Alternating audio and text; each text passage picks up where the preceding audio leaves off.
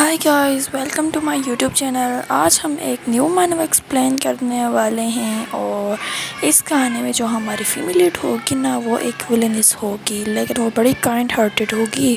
कहानी की शुरुआत में हमें एक जगह दिखाई जाती है जहाँ पे बहुत सारी ना वाइन की बोतल्स पड़ी हुई होती हैं और फिर हमें बाद में कुछ लेडीज़ को दिखाया जाता है जो कि अपनी बातों में ना मसरूफ़ होती हैं। और गाइस, उन सब में ही ना हमारी विलेनिस फीमेल लीड बैठी होती है और फिर हमें ना एक गोल्डन हेयर वाली लड़की को देखा जाता है जो कि हमारी फीमेल लीड को ना बड़े अजीब तरीके से ना मक्खन लगाते कहती है, माय लेडी कितनी खूबसूरत और दौलतमंद है ना।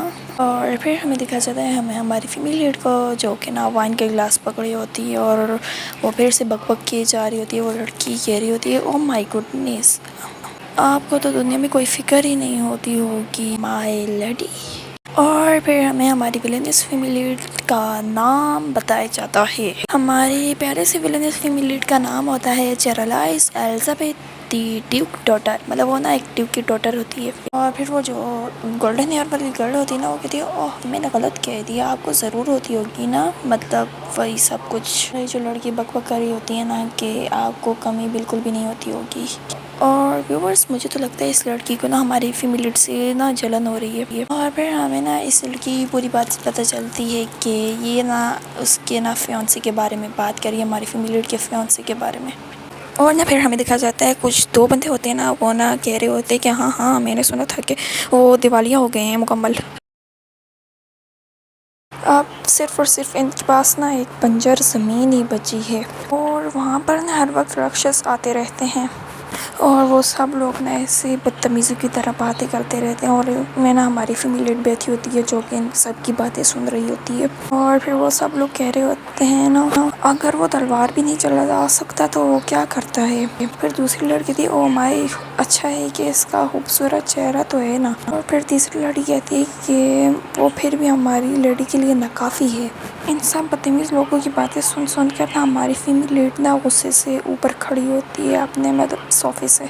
और फिर वो ना लड़की हमारी फीमेल लीड का ना मजाक उड़ाते हुए कहती, ओ माय पुअर लेडी, हमें हमारी लड़की के लिए क्या करना चाहिए।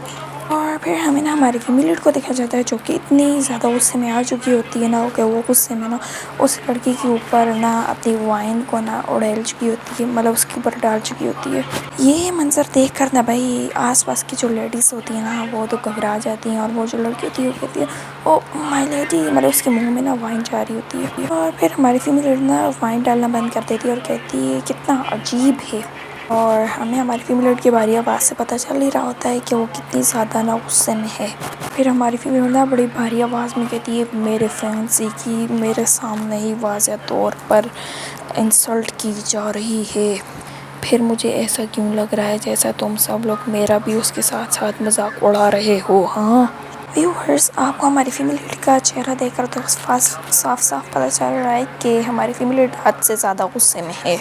और फिर हमें तो दिखाया जाता है ना उस लड़की को जो कि ना बड़ी कांप रही होती है और ज़बरदस्ती स्माइल करने की कोशिश कर रही होती है और वो डर रही होती है हमारी फीमेल लीड से।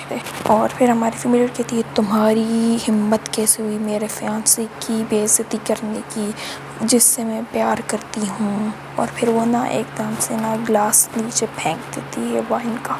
और फिर हमारी फीमेल लीड ना बड़ी भारी और गुस्से वाली आवाज़ में कहती है कि ये गैदरिंग इसी वक्त अभी ख़त्म होती है। और फिर हमारी फीमेल लीड ना बड़े एटीट्यूड में कहती है कि यहाँ पे क्या कर रहे हो, निकल जाओ अभी और इसी वक्त। और फिर हमें ना उन सब की भीड़ दिखाई जाती है जो कि भाग रहे होते हैं। और हम मुझे तो भाई वो जो गोल्डन हेयर वाली लड़की है ना उसके ऊपर वाइन गिरी हुई जिसकी वजह से वो तो बड़ी फ़नी लग रही है मुझे। और फिर ना दरवाज़ा बंद हो जाता है और फिर हमारी फीमेल लीड ना अकेली उस कमरे में रह जाती है। और फिर ना हमें हमारी फीमेल लीड को दिखाया जाता है जो कि ना ज़ोर से फिर चीखती है बाद में।